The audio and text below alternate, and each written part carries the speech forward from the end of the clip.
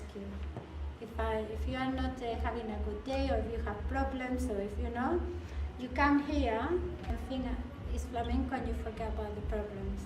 And sometimes the students, when the people that come to class, I see them stressed, or they tell me, oh, I had a bad day, and then sometimes I remind them, once they close that door, they have to leave everything outside, because this is our time, this is me time, this is you time. Nothing else, nothing can get in between that. And I think it's good for the mind to have that break.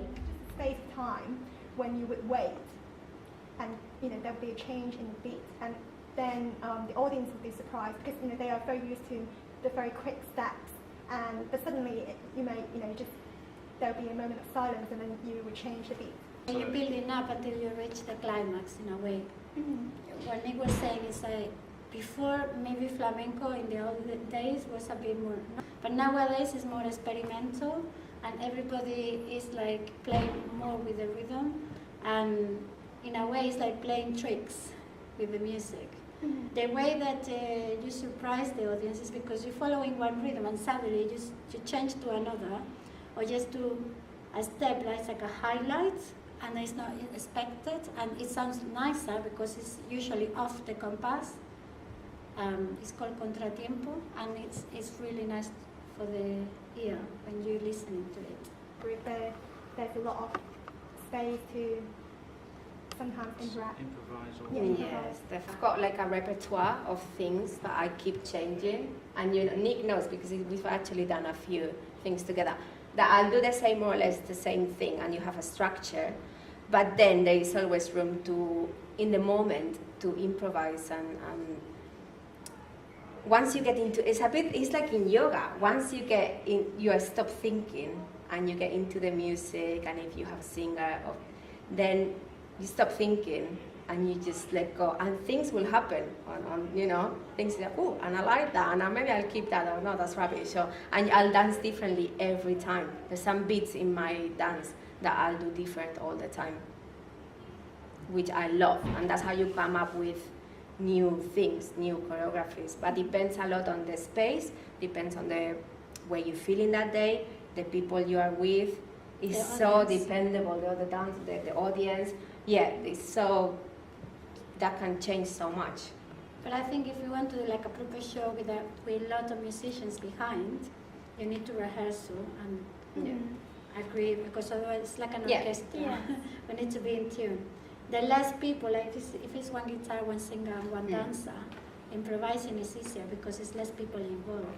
But if it's a big group, you have cajon and two guitars and maybe violin or flute or whatever, then it needs to be rehearsed. And if you want it to be very effective and to impact the audience, you need to rehearse, so you know where the cuts are, where the fast beats are, so everybody plays at the same time, and it makes it even stronger. But it's sure, I mean, but the more and more I play with you, then I know, this sort of more or less the things that you want to jump in early, or if you want to, me to play on for longer on a certain just a musical piece, and then then you can go in. But then also the main bit of the following is mostly just to see if near the end you get the crescendos, if they do want to speed up and do what's a subida and things like that. That's the main thing. You know what their top limit is, and you know how fast they want to speed up.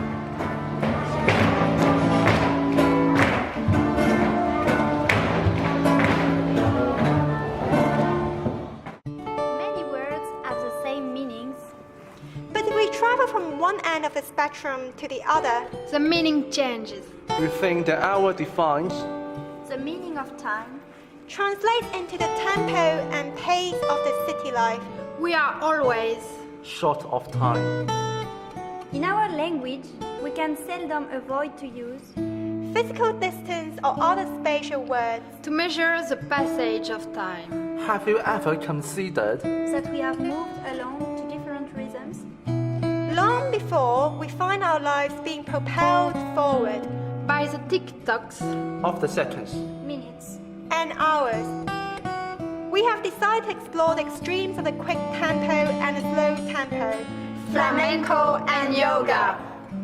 traditionally we meditate by just sitting with our legs crossed and then you just meditate. But people are not fit enough to actually do that, because meditation, it takes like a day or like days, I'm not sure, and you can't support yourself, you just crouch. So then that's how yoga brought in movement. So yoga started as a philosophy, and then now they brought in movement to get these people fit enough to sustain this meditation pose, so that time does not really become a factor anymore, because otherwise they can't actually physically hold it.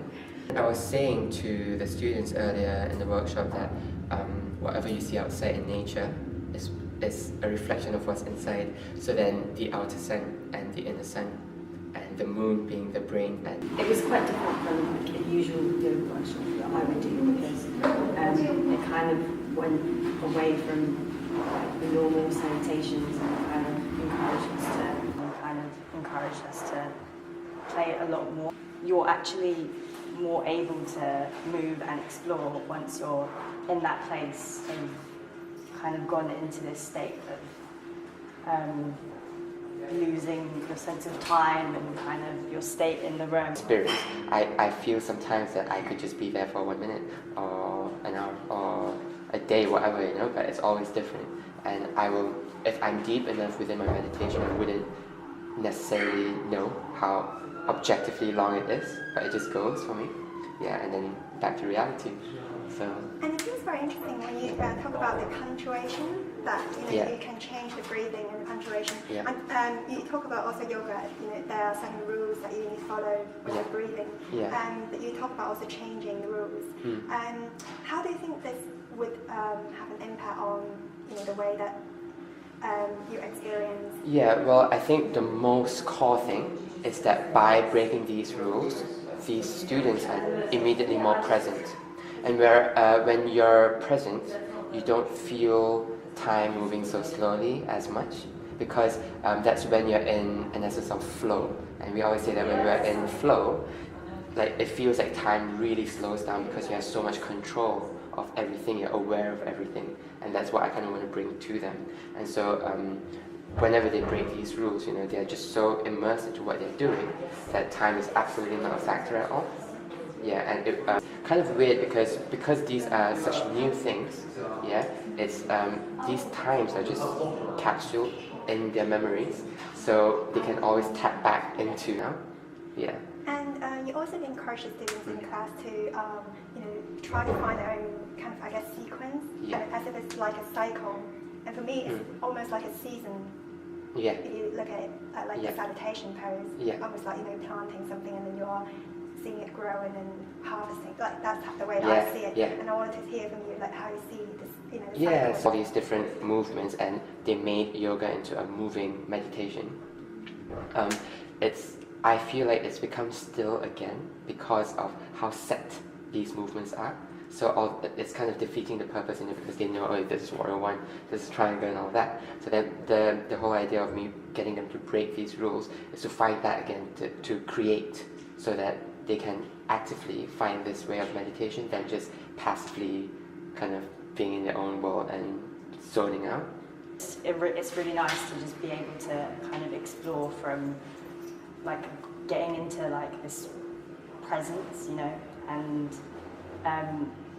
normally I feel like it's better to just stay like in the same kind of poses and the same kind of movements, and that's kind of how I feel safe, because it's just like very much like in this space and I know what I'm doing, and but like in David's workshop we really like moved into different like places with the body, which is something I would do separately, like in dance. Like I would be like, okay, like I'm dancing now and I've got like the freedom to just do what I want, blah blah blah, and then it's like that's how I move in that kind of a context. But it was kind of the combination of the two, which is really nice.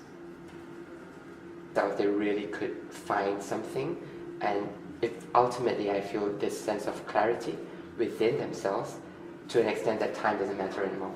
It's just, I know what I'm doing, and because they always say, life, it doesn't matter how long you live, it's how you live it, and